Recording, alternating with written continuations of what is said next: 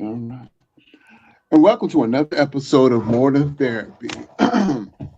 Today, we're joined by someone who had to lose his sense of direction to find his true destination. At 26, Alan had it all on paper: the corporate success, the MBA, and the trajectory of a Fortune 50 CEO. But it took a near fatal car accident on the same road and at the same age that his father passed away to make him realize he was living a life of achievement without fulfillment.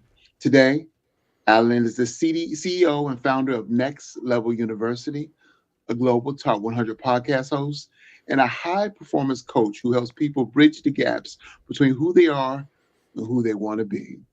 We're diving into the engineering of the soul, post traumatic growth, and why success is hollow if it doesn't include your mental health and emotional health. Alan, welcome to the More Than Therapy podcast. Thank you for having me. I do not take it lightly to be here. Anyone watching or listening, I do believe a huge portion of your future is being dictated by what you're allowing into your mind. So I don't take it lightly. Thank you for having me, and let's rock and roll. All right.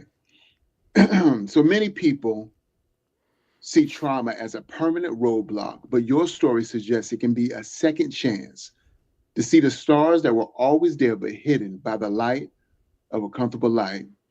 You've spoken about the double yellow lines of your car accident. How did you transition from the physical and emotional claustrophobia of that trauma into what you now call post traumatic growth? Yeah, so what you're referring to is I got in a car accident when I was 26. My birth father, John McCorkle, died in a car when he was 28 very suddenly. So for me, this was sort of the second chance my dad never got. You mentioned that in the intro. And I crossed the double yellows, my fault. I hit a lift-kitted pickup truck head on, probably 30 miles an hour. Dark winter night back in 2015. This is 11 years ago. And fortunately, no one was killed, because if they were, it would have been my fault. There was no permanent physical damage. However, it was not a fender bender. Both cars were completely totaled. We were definitely rattled, but no permanent damage, no death. But for me, this was my sort of quarter-life existential crisis. And so what you talked about there is post-traumatic growth versus post-traumatic stress disorder. And the PTSD side of it is double yellow lines scared me.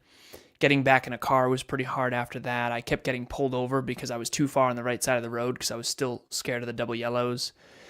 I was claustrophobic. I had to sort of puff my chest up and walk in and out of tight doorways again. My mind was messing with me.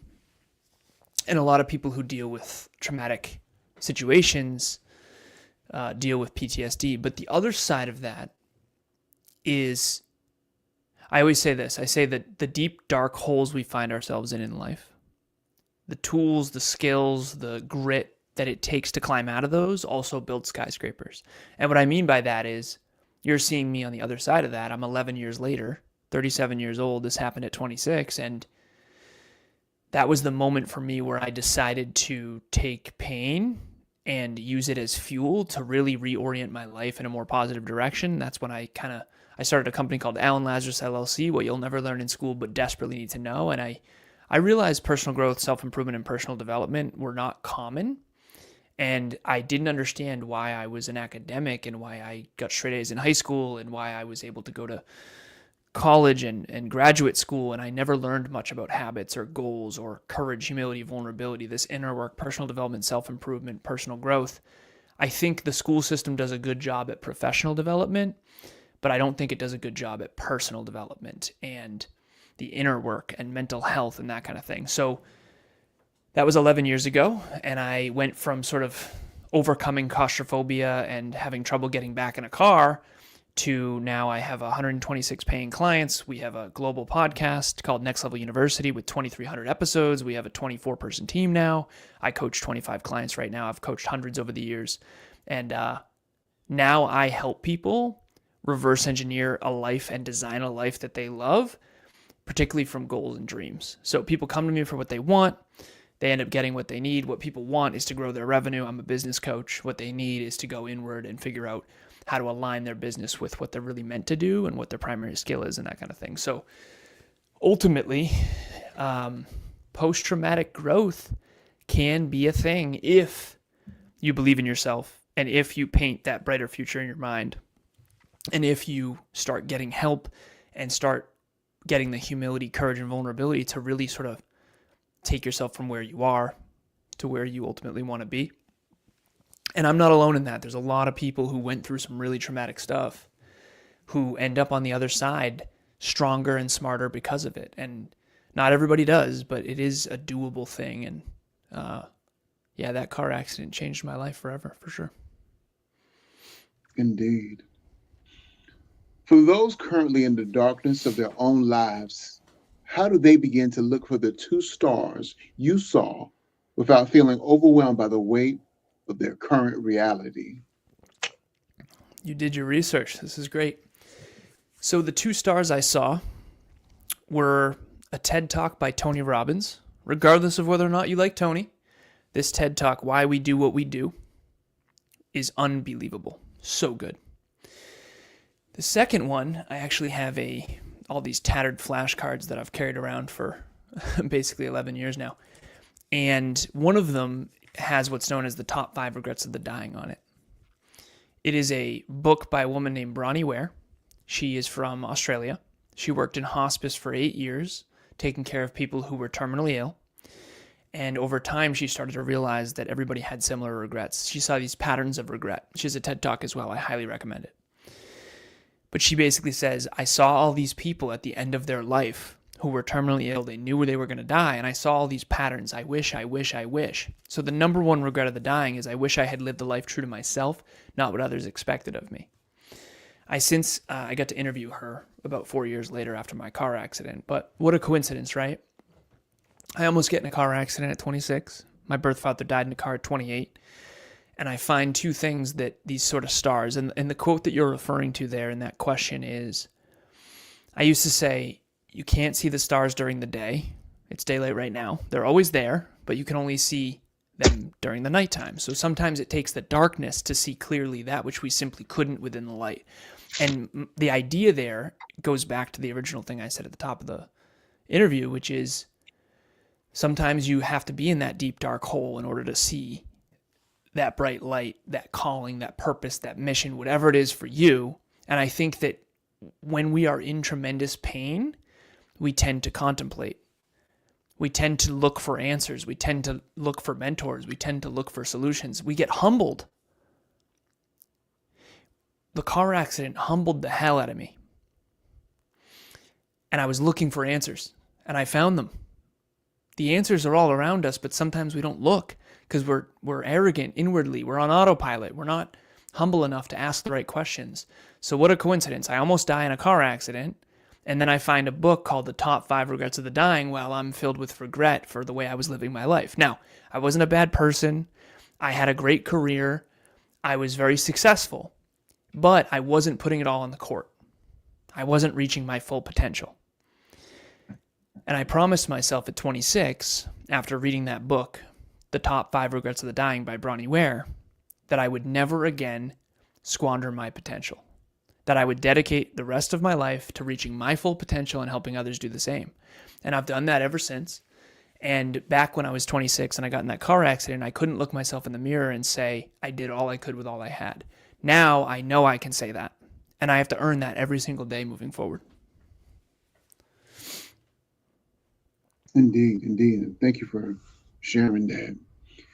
You advocate for a triad of personal growth, health, wealth, and love, suggesting that excellence in one is unattainable without the others. How do you help high achievers realize that their wealth is hollow if their physical or mental health is being traded for it? Yeah. Again, great questions. So at Next Level University, level up your life, love, health, and wealth. The 3 pillars that I live by is health, wealth, and love. Health is physical, mental, emotional, spiritual. Wealth is how you earn your money. In other words, do you love what you do? Is it meaningful work for you? How much do you earn? Is it increasing or decreasing based on where the economy is going? And then where do you invest it? And then love is your intimate relationship, your immediate family, your extended family, your friends, colleagues, clients, mentors, mentees, that whole thing. And so to me, those are the 3 pillars that matter. It's a triad, it's a triangle, health, wealth, and love. And You never really reach the top of any of those mountains. You can always get better. And I think that that's one of the things about life that's a little weird, right? Is there is no arrival point. It's an infinite game. You never reach the healthiest version of yourself. You just get healthier and healthier and healthier. You never reach a pinnacle of wealth. You just get wealthier and wealthier and wealthier. And then hopefully you can pass that down to your children and your children's children and that kind of thing. But ultimately, life is an infinite game. And I'll explain in game theory, infinite and finite game here quickly. So if you study game theory or constraint theory or any of these math modalities, game theory talks about a finite game and an infinite game. A finite game is one chess game. You and I are going to play chess. There's 32 pieces. It's 8 by 8. I want to say 8 by 8. Yeah, 16, 16, 32 pieces. And there's 64 spots in the game. So if we play chess together and I won the finite game. But the infinite game is the one we're really playing, which is how do you get better and better and better and better at chess. So becoming the best chess master you can be is an infinite game. You never arrive. It's a mountain that gets higher as you climb it. A finite game is one chess match. And I think we treat life like a finite game, like this is going to be the thing. This is going to be the person. This is going to be the career. This is going to be the job. This is going to make my life better. And then you realize that's Candyland. It's not real. There is no end point. You're not going to hit 10 pounds in 10 weeks. We do a 10 pound in 10 week challenge every year at Next Level University. We have a thing called the Next Level Fitness Accountability Group. We've got like 50 people in there exercising every day. But we do a 10 pound in 10 week challenge. That's a finite game. Can you lose 10 pounds in 10 weeks, 1 pound per week? Awesome. Congratulations. We love it. We love the challenge. We do it every year. But that doesn't mean you're done. That doesn't mean you're healthy now. Health, wealth, and love is something that you can never achieve. It's a journey, but the destination you choose in advance dictates the journey. Last piece here. I'll never forget when I heard this. Success is something you can never own. You can only rent it, and the rent is due every day. I think the same is true for health. Health is never something you can own. It's something you can rent, and the rent is due every day. Wealth, same deal. Love, same deal. You can't own your partner. You can't own love. You can't own health. You can't own wealth, but they are byproducts. Last piece. I give speeches all over the world, virtually. Virtually. And I always say, who here wants to be healthier, wealthier, and more in love? Every hand shoots up. People in the chat, on Zoom, whole thing. I say, who here wants to master fitness every single day? Master finance every single day? And be humble, courageous, and vulnerable in their intimate relationship every single day? A lot of hands go down. See, we all want health, wealth, and love. We all want to be healthier, wealthier, and more in love. But those are byproducts of something far deeper and something far bigger. And they're a byproduct of mastery. So most people don't like mastery, but mastery is actually at the core of all these things that we value. Like I have someone who owns a Ferrari, and a lot of people want a Ferrari. Well, a Ferrari is a byproduct of financial mastery, assuming you didn't generate the wealth through generational wealth. But ultimately, health, wealth, and love is something you never own. The rent is due every day, and it's a mountain that gets higher as you climb it. And I think a lot of people look at people that are wealthy, and they keep working hard, and they keep earning it. And people that are already fit, and this is the last piece I'll say, the joke that I make is, the people who look great on the beach aren't on the beach. They're in the gym. The people who have great bank accounts aren't really focused on their bank account. They're focused on adding value and building companies and being an owner and a leader. And not always, obviously, but it's a metaphor. And so ultimately what we want in life is a byproduct, and I think that's why it confuses us. Indeed, that makes perfect sense. In your philosophy, health isn't just the absence of illness. It is a spiritual and emotional vitality that requires daily maintenance. How can someone struggling with addiction or chronic mental health apply the 1% compounded growth rule when even getting through a single day feels like 100% effort? Yeah, I mean, start where you are. Like, if you had seen me 11 years ago puffing my chest up and walking in and out of doorways for exposure therapy is what this is known as, when I was feeling claustrophobic, you wouldn't have predicted that I'd end up here as like sort of a global podcast or that kind of thing. So you're not alone. You're not the first one to struggle, even though most people pretend they're not. And this is something I really need to say, because when you coach so many people, I call it my magic number. I have 6,773 coaching sessions under my belt. It's actually 74 because I did one earlier. When you coach that many people from that many places on the planet, all different countries, all different backgrounds, all different industries, all different ethnicities, you realize there's certain patterns that everyone has. We're all fearful, but not all fearful of the same thing. We all lie to ourselves, but not about the same thing. Some people lessen who we are. Some people inflate who we are. Some people deflate. Some people omit. But my point here is, you're not the first person to struggle, even though it appears like you are. And what I mean by that is, I see the behind the scenes of so many people, and I also see the front of the scenes.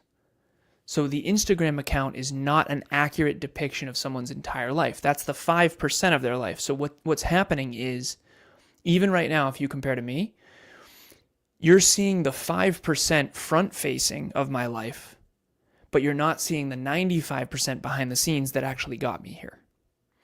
And I remember when I was at my most miserable, this was pre-car accident. I was very unhappy. I was not taking care of my fitness. It's kind of like my F off time. It was a period of my life where I was a little bit nihilistic. I didn't really care that much, and I was successful, but I was unfulfilled.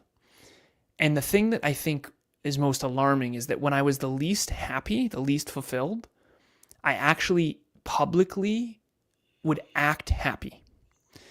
And I don't think I was a bad person for doing that. I think it was more of just a protection mechanism of, I don't want to be the pity party. I don't want people to know how sad I actually am. I'm just going to deal with it on my own and that kind of thing. So for anyone who's out there and you think everyone around you is wildly happy and wildly fulfilled, trust me, they're not.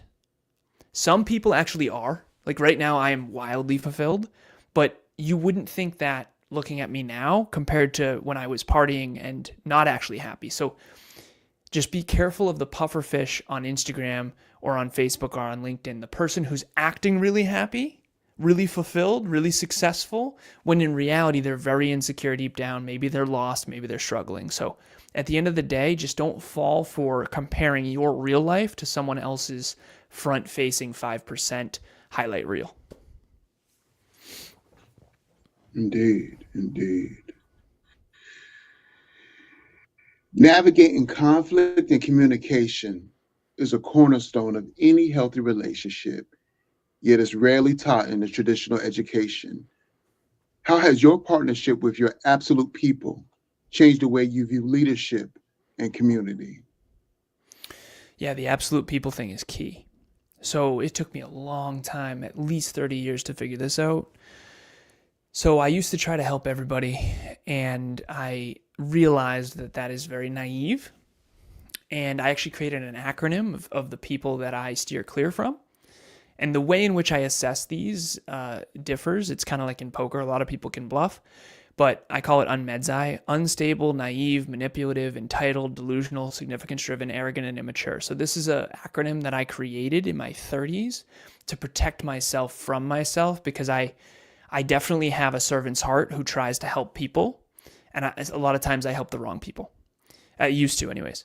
So my absolutely people and my absolutely not people. I think every entrepreneur in particular, but everyone needs to figure out their absolutely people and their absolutely not people. It is naive to believe that everyone is good. It is naive to believe that everyone has your best interest at heart. The truth is, most people, some of them are struggling so much internally that they can only be selfish. There are a lot of really selfish, narcissistic, terrible people out there. There just are. And if you don't want to learn that the easy way, go learn it the hard way like I did. Now, assuming you accept that as a truth, no one is all good or all bad, but there are some people that are toxic. That is what it is. You need to find your absolute people, your absolutely not people. So my absolutely not people are unstable, naive, manipulative, entitled, delusional, significance-driven, arrogant, and immature. Anyone who has a birthday month, usually I steer clear of those people, okay? Spoiled brats and bullies are not for me. A spoiled brat is someone who believes the world revolves around them, who wants huge rewards for minimal effort. Okay? That's entitlement, in my opinion.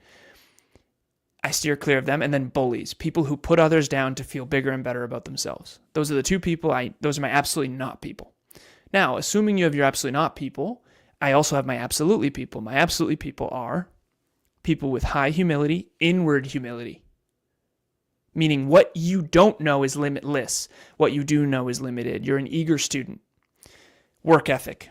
Nothing works unless you do. Nothing works unless you work. And the third one is self-improvement orientation, personal growth, personal development. Someone who wants to better their best, who doesn't care. This is someone who cares more about who they become as a person than short-term results. So they're willing to fail forward and learn and grow and trial and error and take ownership and take personal responsibility. And that's really what I would come down to here on the last one about absolutely people. People who don't take personal responsibility for their own life, I have a really hard time working with. I grew up very tough. Things were very challenging. And I'll use this as an example. One of the most inspiring people I've ever met, her name is Pauline. I coached her for 3 months. Pauline was born with no arms and no legs. She swims. She exercises consistently. She drives a car. She has her own podcast. She has her own company called One Leg Up Productions.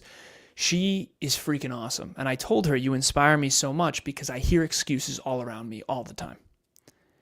And excuses don't help anyone. And I hear these people that have it way better than you do, and they make excuses constantly. And here you are with every excuse not to do all you can with all you have, and you're still getting after it every single day. So Pauline inspires me because she has it worse than most of us could ever imagine, and she still doesn't complain, and she still does her best. So how dare we don't do our best? And so those are my absolutely not people, is anyone who doesn't take personal responsibility to better their best and to become all they can become, usually on some level will dislike me and just be annoyed by me and potentially vindictive toward me. So I try real hard to protect myself from myself, wanting to help people that deep down maybe have nefarious motives. Indeed. I know you have another appointment. But Alan, thank you for being here today. I think the biggest takeaway for our listeners is that we don't have to wait for a double yellow line moment to start re-energizing or re-engineering our lives.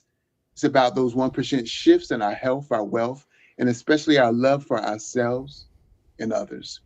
If you want to dive deeper into Alan's work, his world, head over to Next Level University or check out his podcast where they're closing in on nearly 2,000 episodes of pure growth. Remember, therapy is the foundation, but what you build on top of it is up to you. Take that one small step today, and we'll see you next time on More Than Therapy. But before we go, do you have anything you'd like to leave the audience with, Alan? Thank you for having me. I started with gratitude. I want to end with gratitude. The last thing I would leave you with is personal responsibility. No matter how painful your past has been, no matter how painful your present is, you have a spotless future.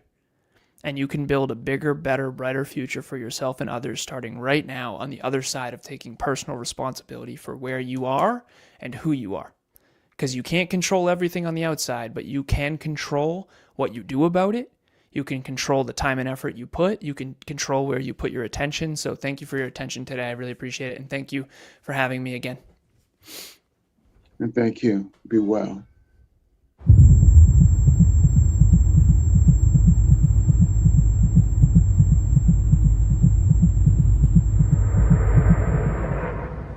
Not today. I'm here. You can tell me anything. I see you. We're in this together. Breakthroughs are happening. Treatments are evolving. The stats can change. Society can change. We can all say, not today. Not today. Not today. Not today. Not today. Not today.